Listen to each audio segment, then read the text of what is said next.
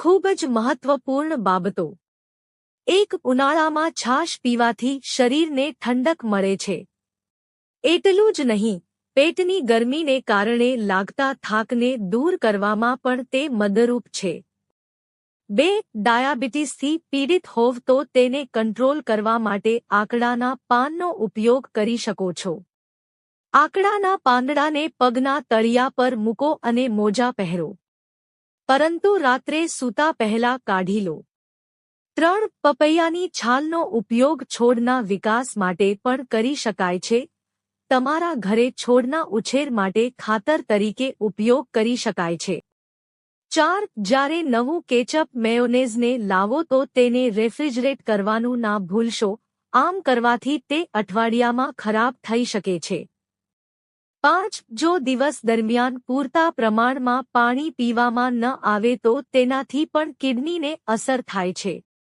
6. જે લોકો ભોજનમાં વધારે પડતું મીઠું લેતા હોય છે તેમને કિડની ડેમેજ થવાનું જોખમ વધી જાય છે. 7. જો કુકરમાંથી વધારે પાણી નીકળે તો આખું રસોડું ગંદુ થઈ જાય છે. આનાથી બચવા માટે જ્યારે તમે કુકરમાં કંઈક રાંધવાનું શરૂ કરો ત્યારે તેમાં 1 ચમચી ઘી અથવા રસોઈ તેલ નાખી લો. 8. સાંધાના દુખાવાની સમસ્યા હોય તો આકડાના પાનને ગરમ કરીને બાંધવાથી રાહત મળે છે. 9. બ્રાઉન સુગરને જો ખુલ્લો મૂકવામાં આવે તો 4 મહિના પછી તે સુકાઈ જાય છે અને કડક થઈ જાય છે. 10. વિનેગર અને લીંબુ દ્વારા પણ તમે નેલ પેઇન્ટને રિમૂવર કરી શકો છો.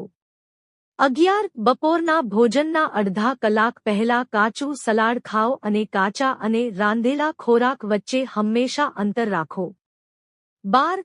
જમ્યા પછી તરત જ પાણી ન પીવું. તમે ખોરાક સાથે થોડું પાણી પી શકો છો. 13. મીઠાના પાણીથી સ્નાન કરવાથી શરીરના દુખાવામાં રાહત મળે છે. 14. સંતરા ફાઇબરનો સારો સ્ત્રોત હોવાથી કોલન કેન્સર સાથે લડવામાં સહાયક છે. 15. સૂંઘદી પાનવાળી કોથમીર ચાવવાથી મોઢાની ગંધ દૂર થાય છે અને મોંમાં તાજગી અનુભવાય છે. 16. નાગરવેલના પાન કબજિયાતથી રાહત અપાવવામાં ઉપયોગી છે. 17. કાદુના એક નાનો ટુકડો ચાવવાથી શ્વાસને તાજગી આપી શકાય છે. આ ચાવવામાં પાચનમાં મદદ મળે છે. 18. તરબૂચમાં 90% સુધી પાણી જોવા મળે છે. ગરમીની સિઝનમાં તેનું રોજ સેવન કરવાથી કેટલીય બીમારીઓ દૂર થાય છે. તે પેટ દુખાવો, ડિહાઇડ્રેશન, બ્લડ પ્રેશર, મોં સુકાઈ જવું, ચક્કર આવવા, વજન ઘટાડવામાં મદદગાર સાબિત થાય છે. 19. ઉનાળામાં દરરોજ કમસે કમ 250 થી 500 ગ્રામ તરબૂચ ખાવું જોઈએ. 20. તમારો ફોન જંતુઓ અને બેક્ટેરિયા માટે સંવર્ધન સ્થળ છે. દરરોજ તેને જંતુનાશક વાઇપ વડે સાફ કરવાની ખાતરી કરો. 21. સ્ટ્રોબેરીનું સેવન કરવાથી હાઈ બ્લડ પ્રેશર, કેન્સર, હૃદય રોગ, સ્ટ્રોક, ડાયાબિટીસ અને હાઈ કોલેસ્ટ્રોલ જેવી સમસ્યાથી છુટકારો અપાવે છે.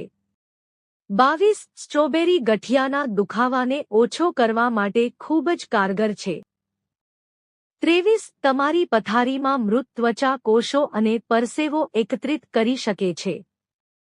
તમારી ચાદર અને ઓશિકાઓ દર અઠવાડિયે અને તમારા કમ્ફર્ટર અને ધાબળાને અઠવાડિયે ધોવાની ખાતરી કરો. 24. જો તમે સૂતા પહેલા મસાલેદાર વસ્તુઓ ખાઓ છો તો તેનાથી તમને રાત્રે તરસ લાગશે અને તમારી ઊંઘમાં પણ ખલેલ પડશે. 25. ઝીંકની ઉપડને કારણે માથામાં દુખાવો થાય છે. 26. તમે વારંવાર પાણી પીવા માટે રાત્રે જાગી જાઓ છો. તેથી જ રામે દારૂ અને કેફીનનું સેવન ઓછું કરવું જોઈએ અથવા ટાળવું જોઈએ. 27. રોજ રાત્રે સૂતા પહેલા ગોળ ખાવો સ્વાસ્થ્ય માટે ખૂબ જ ફાયદાકારક છે. રાત્રે સૂતા પહેલા 1 ચમચી ગોળ ખાવાથી ખરેખર ફાયદો થાય છે. 28. બ્લડ પ્રેશરના દર્દીઓ માટે શારીરિક પ્રવૃત્તિ વધારવી જરૂરી છે. કારણ કે તમે જેટલા વધુ શારીરિક રીતે સક્રિય રહેશો તેટલી સ્થૂળતા અને હાઈ બ્લડ પ્રેશરની સમસ્યા ઓછી થશે. 29 કલોજીના બીજ અને લીંબુનું સેવન કરવાથી ગેસ, અપચો અને કબજિયાત જેવી સમસ્યાઓમાં રાહત મળે છે. ગરમ પાણીમાં માત્ર 3 ટીપા કલોંજીનું તેલ અને 1 ચમચી લીંબુનો રસ મિક્સ કરીને પીવો. 30 કડવા લીમડાની સૂકવેલી છાલ ઊની વસ્ત્રોમાં રાખવાથી વસ્ત્રોમાં જીવાત નહીં પડે. 31 જો તમે એક દિવસમાં આંખોની નીચે કાળા ડાર્ક સર્કલ ઓછા કરવા માંગો છો તો તમે ટામેટા અને લીંબુના રસની મદદ લઈ શકો છો. 32 કાકડીની મદદથી ડાર્ક સર્કલ ધીમે ધીમે ઓછા થવા લાગે છે.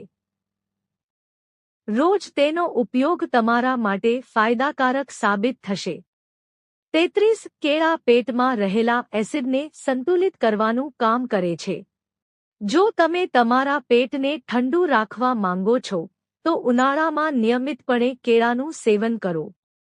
34 ઉનાળામાં કાકડી, બ્રોકોલી, કોબીજ જેવા શાકભાજી ચોક્કસ ખાવા જોઈએ જે શરીરમાં ઠંડક આપે છે.